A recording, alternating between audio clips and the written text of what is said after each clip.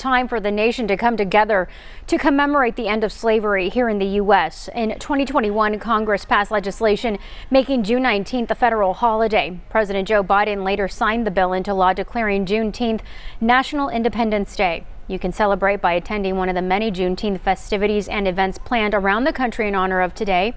In Texas, the enslavement of black people ended on June 19, 1865, after more than 2 centuries of slavery and civil war. The day is recognized in all 50 states.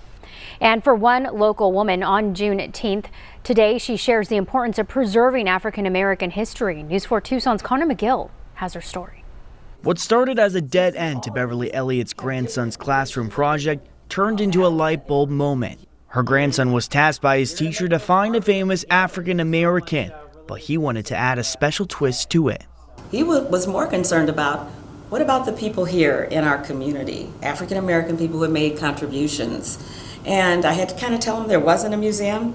He was a little disappointed, and so he asked me to please start a museum. It was an easy yes for Beverly.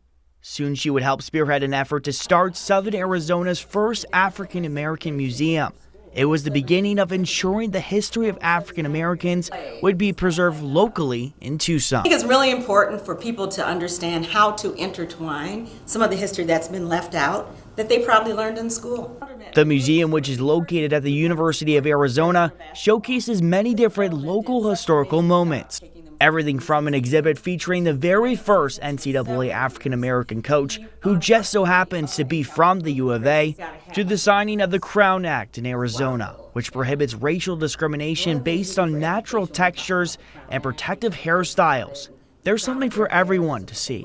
You don't have to be a black person to support this museum. This is all about community and about people coming together, learning to interrelate to each other, but also respecting that history. And we can respect other history and how we all meld together. And that's what we're hoping we can bring to this community. And you also might have noticed some locations are